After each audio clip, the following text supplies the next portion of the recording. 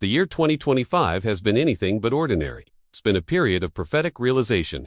We've witnessed countless armed conflicts. Examine the global landscape. Russia engaged in warfare, Israel in combat, Sudan, Myanmar, Thailand, Venezuela, hostilities across every landmass, and most disturbingly, threats of atomic warfare. 2 millennia ago, Christ cautioned us about precisely this scenario. You'll witness conflicts and threats of conflicts. Country will battle country. However, there's something more disturbing. Multiple countries have positioned themselves against Israel. Israel initiated a terrestrial campaign in Lebanon, exchanged rocket attacks with Iran and Yemen, and confronted Syria along the frontier. 5 battlefronts with one singular goal: Jerusalem. Zechariah likewise cautioned us, Jerusalem shall become a vessel of anguish for every country. Every nation on earth shall assemble against her.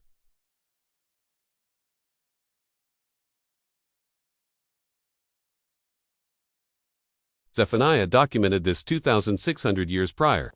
The coastal territory will be possessed by the survivors of Judah's lineage. 3 ancient predictions, 3 actual occurrences, all within 12 months. Yet this saga continues. The hostilities show no signs of diminishing and pressures are ready to detonate. China monitors Taiwan closely. The Philippines and Japan remain highly vigilant.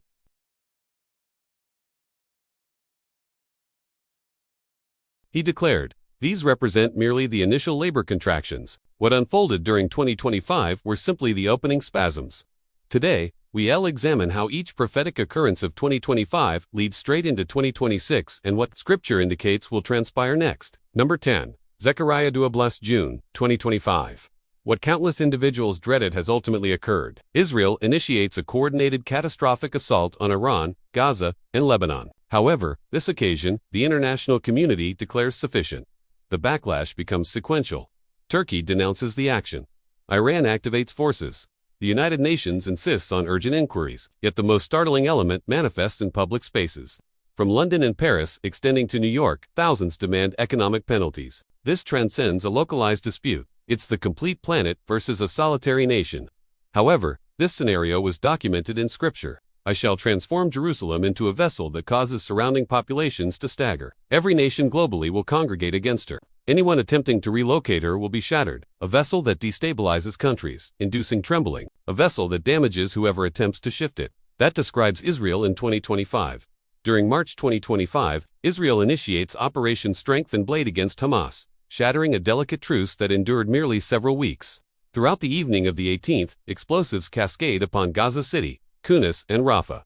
Within mere days, casualties exceed 400 Palestinians, encompassing women and youngsters. Ground forces progress and capture the Netzarim Passage, dividing Gaza into halves. Countless structures become debris. Medical facilities crumble. October materializes alongside another peace initiative. On the 10th, the United States successfully brokers an additional ceasefire. Israel removes its forces. Humanitarian supplies gain entry. It appeared momentarily hopeful, yet persisted only 9 days. On October 19th, the armistice disintegrates. Hamas executes an assault in Rafah. 2 Israeli military personnel perish. The major aged 26 and Sergeant ETS merely 21. Israel's retaliation proves instantaneous.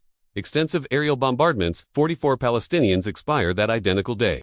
97 since the month commenced with 230 injured. The Rafah passage seals. Humanitarian provisions halt once again. Hamas refutes accountability. Israel charges them with violating the accord. Prime Minister Netanyahu commands a powerful counteraction. And here the international community responds.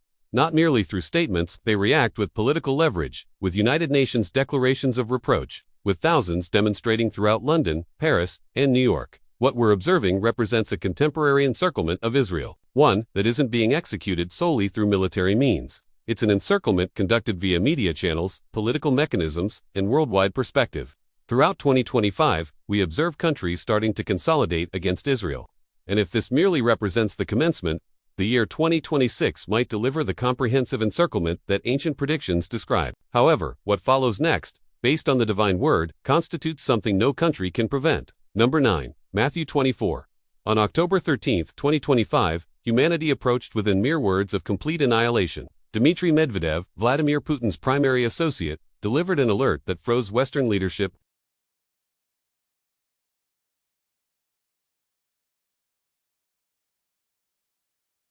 Number 8. Ezekiel 38.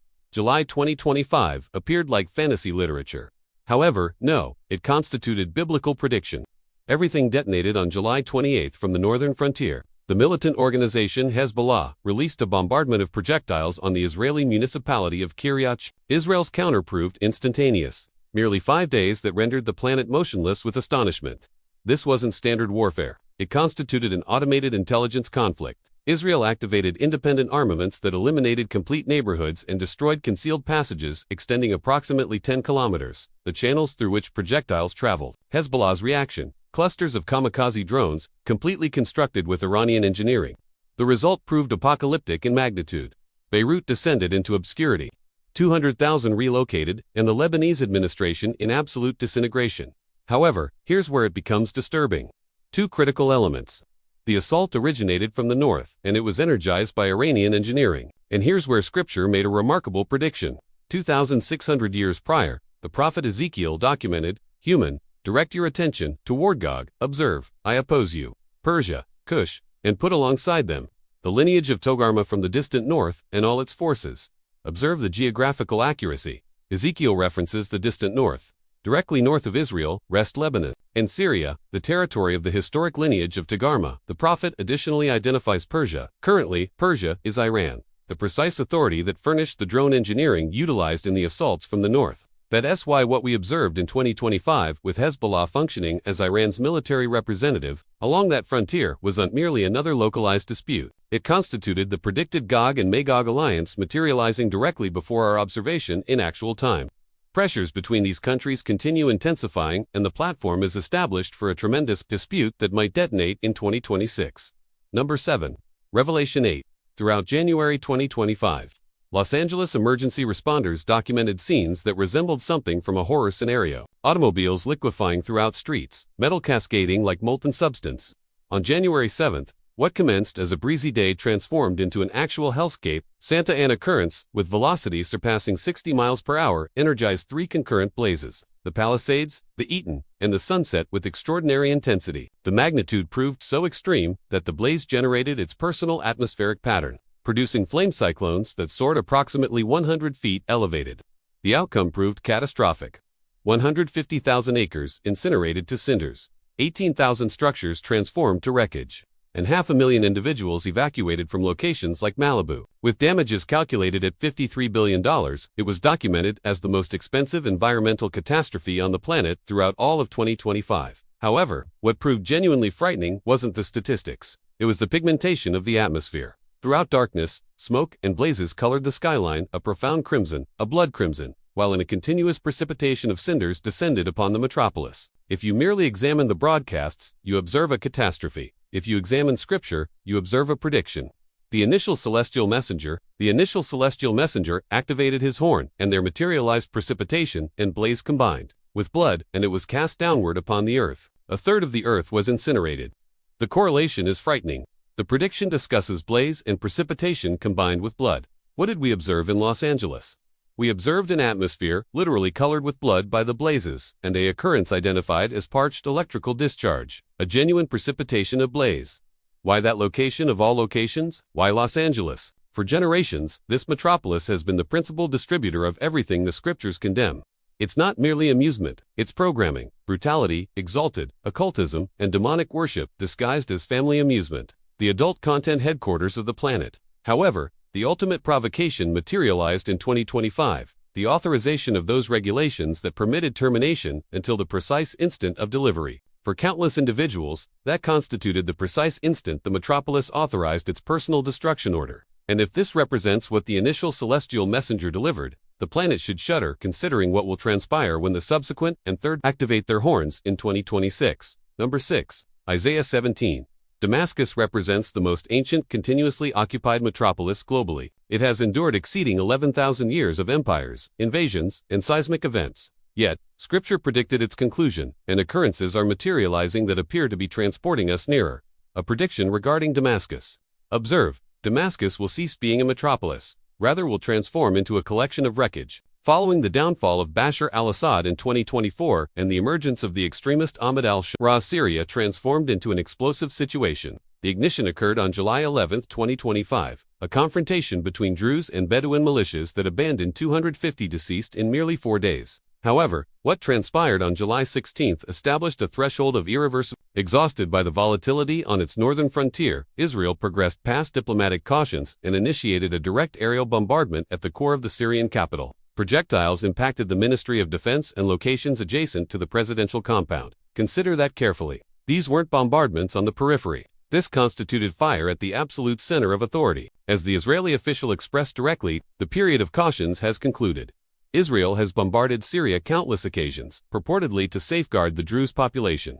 And not merely that, they've cautioned of initiating additional bombardments if the population isn't safeguarded. Every indication suggests we repositioned at the boundary of the instant when Damascus ceases being a metropolis and ultimately transforms into the collection of wreckage the prophet anticipated. Government structures transformed to wreckage, the United Nations labeling it a reckless intensification, and an historic metropolis that, for the initial occasion, is genuinely wavering on the precipice. What we've observed isn't the ultimate realization yet. However, it resembles the preparation for Isaiah 17. Damascus is captured between dual fires, the internal disorder destroying it and the external danger cascading from above. Number 5. Revelation 6. Recordings have surfaced from Sudan displaying scenes nearly too horrifying to comprehend. Civilians consuming vegetation merely to remain alive. And here's what's genuinely frightening.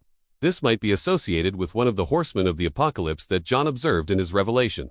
Sudan's internal conflict has persisted for years, currently, abandoning nothing except destruction in its path. The military forces are secured in combat with the rapid support forces, and the outcome is absolute devastation.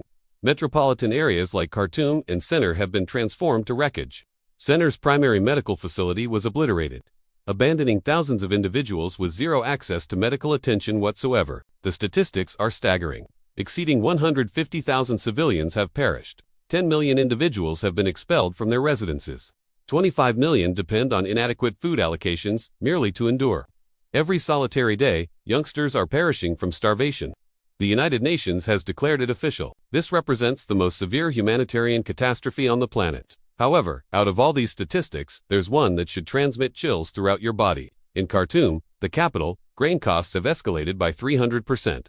A simple portion of bread requires the equivalent of a complete day's compensation. Consider that. A complete day of labor for a solitary portion of bread. Currently, listen attentively to what the Apostle John documented nearly 2,000 years prior in the book of Revelation. And I observed, and witnessed, a black equine. He who positioned upon it possessed a pair of measuring instruments in his grasp. And I perceived a voice declaring, a portion of grain for a day's compensation.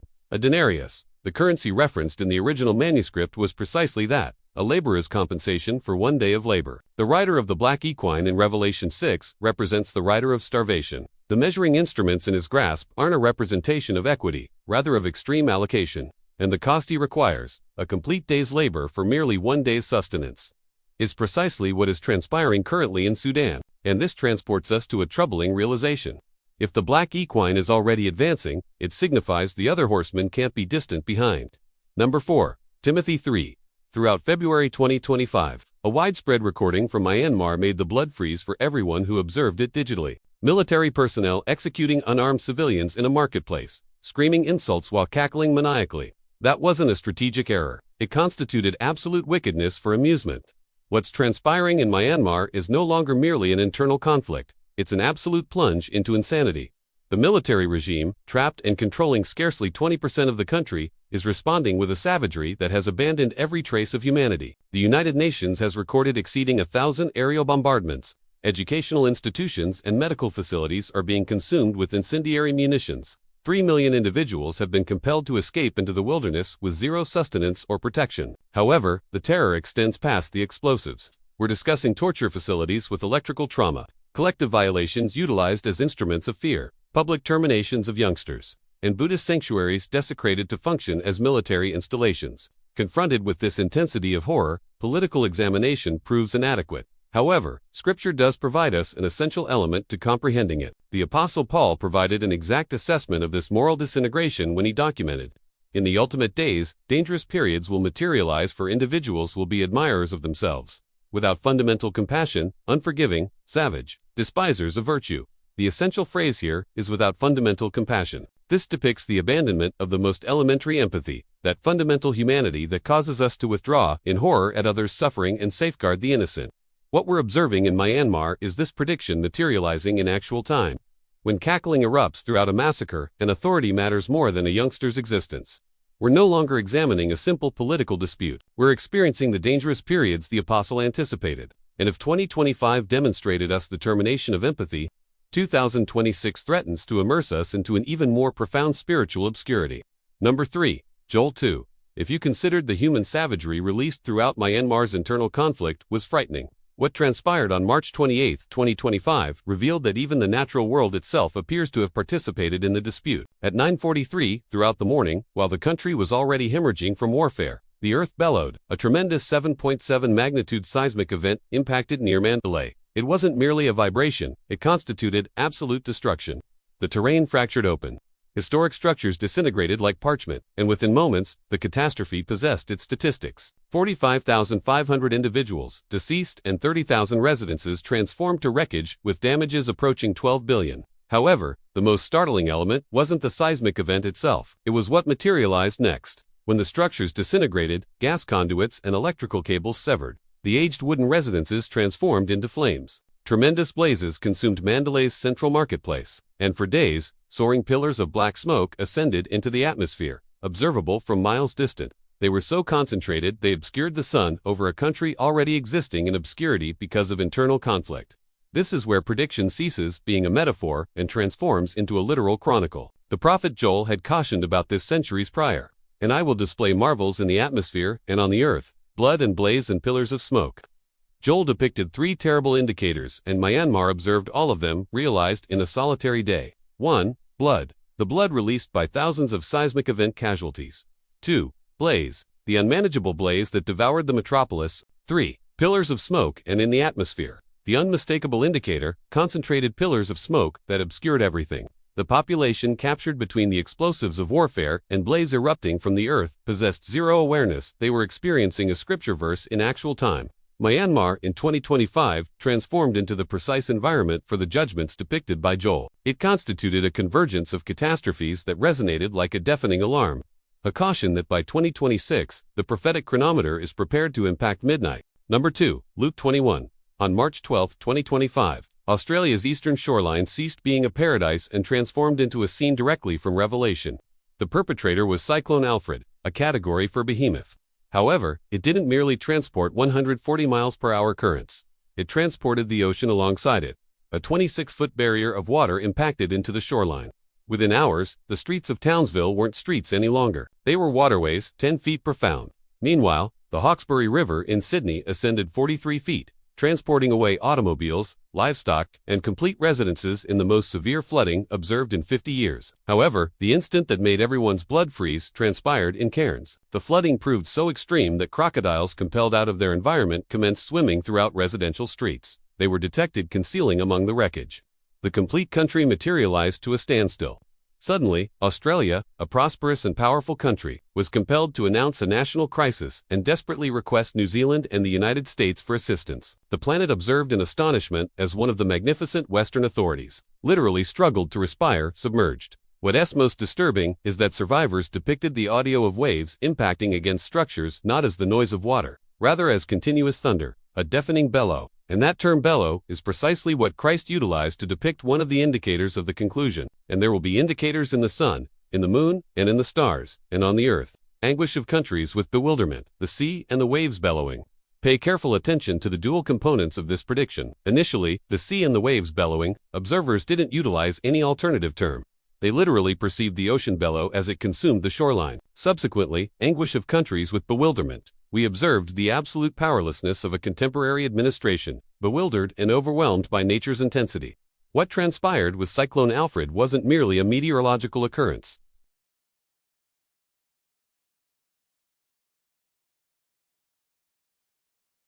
And this abandons us with a question that should maintain us conscious at darkness.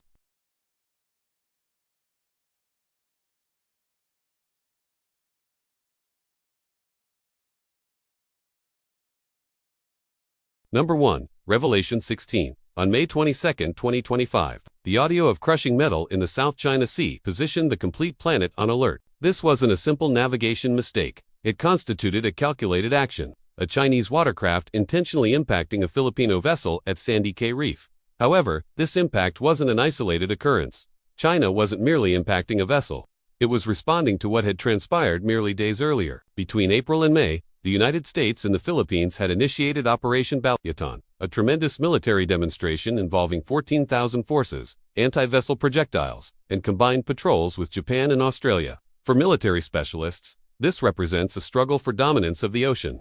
For students of biblical prediction, it's preparation for Armageddon. Scripture depicts with astonishing accuracy the ultimate movement of Asia's military forces. Listen to what the book of Revelation declares. The sixth celestial messenger discharged his vessel on the magnificent river Euphrates, and its water was dehydrated to prepare the route for the monarchs from the east. Observe the imagery here.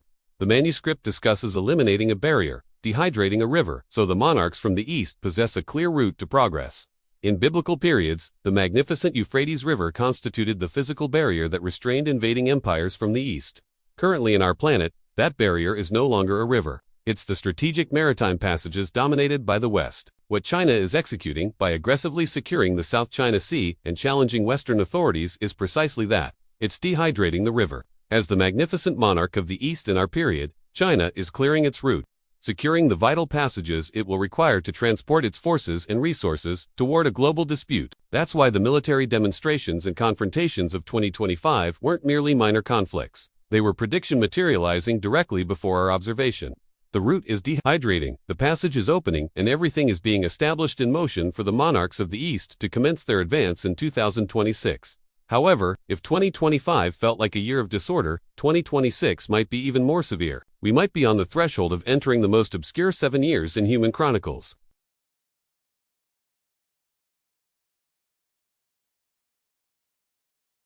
Why 2026? Because of divine mathematics. The Apostle Peter abandoned us an essential element. With the divine, a day is like 1,000 years, and 1,000 years are like a day. The divine generated the planet in 6 days and rested on the 7th. If we implement this pattern to Chronicles, 4,000 years, represented as 4 days passed from Adam to Christ,